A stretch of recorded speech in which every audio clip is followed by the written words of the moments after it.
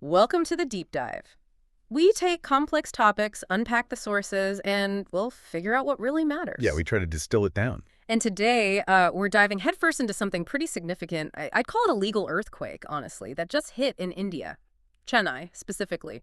July 2nd, 2025. Mhm. And this isn't some abstract legal point. This cuts right to the heart of something we all value, our private conversations. Absolutely. Our mission today is to really unpack this landmark ruling from the Madras High Court.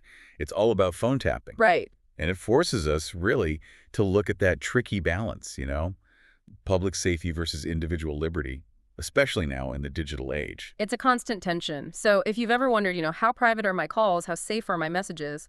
This deep dive is definitely for you. Yeah.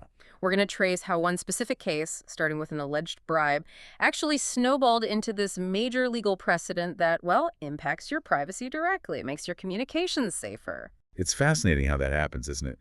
How one situation can trigger such a big shift. To really get the weight of this, we need to rewind a bit. Back to 2011. Okay. The story kicks off in Chennai. Right. There's a company called Everron Education Limited. Everron Education. Got it. And the person at the center, initially anyway, was Kishore. He was the managing director there. That's him. And he landed in some serious hot water, accused of trying to bribe an income tax officer. Mm-hmm. We're talking about allegedly 50 lakh rupees. That's quite a sum, trying to dodge taxes, basically. Right. This led to India's main investigative body, the CBI, booking him. That was August 29, 2011. And here's where it gets really crucial for our discussion today. As part of that bribery investigation, the Ministry of Home Affairs, the MHA, they issued an order. When was this? August 8, 2011, so just before the formal booking. And this order gave the green light to tap Kishore's mobile phone. Ah, okay. So the tapping started during the investigation phase? Exactly. It wasn't random. It was done under specific laws, Section 5.2 of the Telegraph Act, 1885. Wait, 1885? Seriously? Yep. Still the core law for telecom, believe it or not, and also Rule 419A of the Telegraph Rules from 1951. So there was a legal basis cited. An old basis, but a basis nonetheless. But Kishore didn't just roll over. No, he didn't. Years passed. But in 2018, he took his case to the Madras High Court. Right. His argument was pretty direct. This phone tapping, it's a flat-out violation of my fundamental right to privacy. Bold move, challenging the state directly on surveillance. And that set the whole stage for the ruling we just saw. It really shows how one person can push back. So that brings us right up to July 2nd, 2025. What exactly did the court say? Well, Justice N. Anand Venkatesh delivered the judgment, and it was decisive, very clear. Okay. The court struck down that 2011 MHA order completely, said it was unconstitutional. Unconstitutional. Wow, and also ultra-vires beyond their powers. Precisely, and a clear violation of Article 21 of the Constitution, Yeah. which, as you know, covers life, personal liberty. And privacy. That's the key link here, established by the Supreme Court previously. Exactly. So a huge statement. But what does it mean practically? Does it really tie the state's hands? That's what I was wondering. Is this a genuine shift, or will they just find other ways? The court tackled that directly. It drew a really crucial line. It said, phone tapping just for covert operations, simply to detect crime. Well, that infringes on privacy. Full stop. So you can't just listen in, hoping to catch someone. Not routinely, no. The court said interception is only okay in very specific, extreme situations, like a genuine public emergency or a serious threat to public safety. Public emergency or public safety, not just general investigation. Right. It's not meant to be a standard tool for digging up dirt or finding evidence after the fact. They need an imminent threat, like terrorism or a major crisis affecting the nation. It's a shift from, let's see what we find, to we need to prevent this disaster now. That's a fundamental difference. So for Kishore's case specifically, what happens to those tapped conversations? Inadmissible. The court ruled that any calls intercepted under that invalid MHA order cannot be used as evidence against him. Big blow for the prosecution in that bribery case, then. Definitely for that specific evidence. But, and this is important, the court also said the CBI can still use any other evidence they gathered legitimately. Okay. So it's targeted. Just the fruits of the illegal tapping are excluded. Exactly. It's not throwing out the whole case, just the improperly obtained evidence. This is really the aha moment for privacy advocates in India. Yeah, I can see that. It strongly reinforces that your personal calls, your messages, they're part of your private sphere. The state can't just barge in without meeting incredibly high legal standards and following strict procedures. It's like putting up a much stronger digital fence around our conversations. You could say that. The court's basically saying, hands off, unless there's an extraordinary, immediate, and legally justified reason. Okay, to really appreciate this, we need a bit of context on privacy rights in India. It wasn't always seen as this fundamental right. No, it evolved. It wasn't explicitly spelled out in the original Constitution in the same way. Landmark Supreme Court judgments gradually carved it out and strengthened it. Can you give us the key milestones? Sure. A big early one was People's Union for Civil Liberties, PUCL, versus Union of India in 1997. That case specifically dealt with phone tapping and acknowledged a right to privacy there. Okay, so the link was made early on. Yes, but the real heavyweight judgment came in 2017. Justice K.S. Puttaswamy versus Union of India.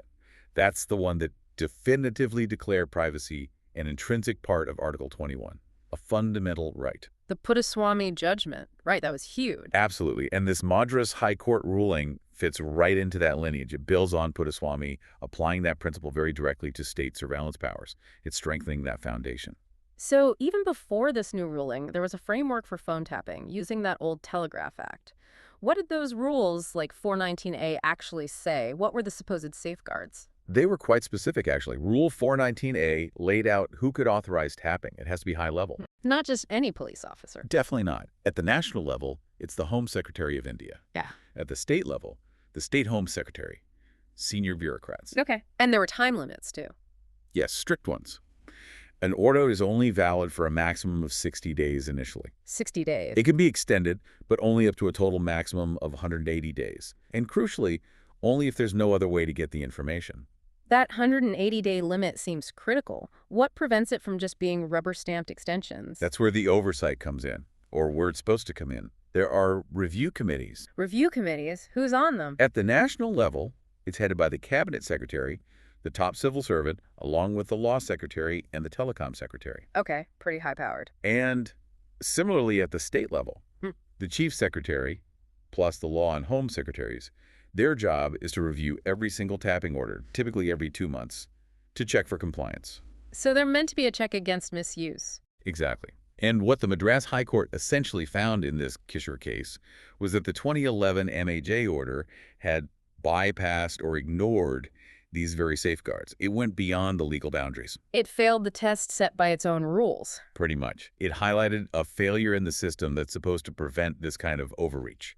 So this decision, while focused on Kishore, clearly has much wider implications. It sets a major precedent, doesn't it? Oh, absolutely. It's bound to be cited in future challenges to surveillance orders all across India. It sends a very strong signal to law enforcement and intelligence agencies. Like a warning shot. Follow the rules strictly. You can see it that way. It will likely force much stricter adherence to the procedures, dotting every I, crossing every T, and having a very good reason that fits those narrow public safety or emergency criteria. And this must put pressure on the government to look at its overall surveillance policies, right? Especially with things like the Personal Data Protection Bill being discussed. For sure. This ruling provides a strong constitutional anchor for privacy protections. It pushes for any new laws or policies to be much more aligned with Article 21 and the Puttaswamy principles. It's about making sure the law keeps up with technology, but in a way that protects rights. It really does highlight that classic tension, though. Security versus privacy. It's the tightrope every democracy walks. It is, and it's never easy. Some will argue, maybe legitimately, that limiting phone tapping could hinder investigations into serious crimes like terrorism or organized crime. Yeah, that's the counter-argument you always hear. But the court tried to address that, didn't it? By saying other evidence is still fine. It's not a complete ban on investigation. It's a ban on this specific method, unless the conditions are exceptionally grave and procedural safeguards are met. So it's about the means, not necessarily the end of law enforcement, finding the right balance. Exactly. It's saying the ends don't justify these means unless those extreme circumstances apply.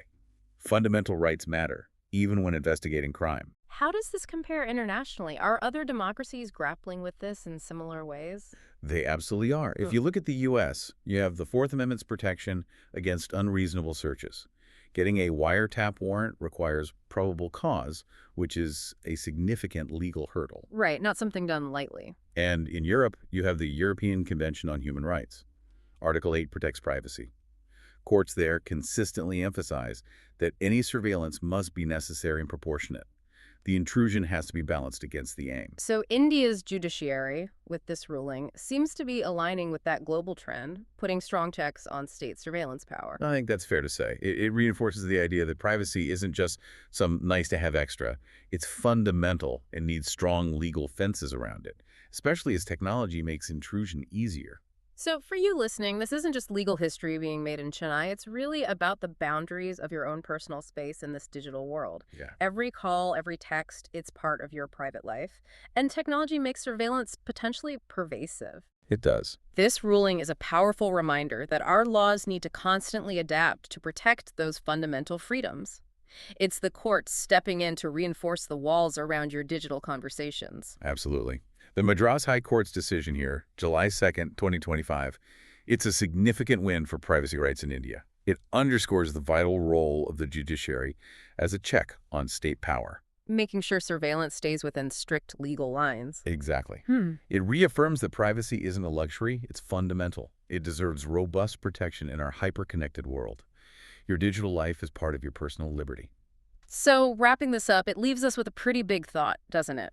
As our digital footprints just keep getting bigger and surveillance tech gets smarter, what new kinds of walls, legal or maybe even technological, will we need to build to protect our private digital spaces?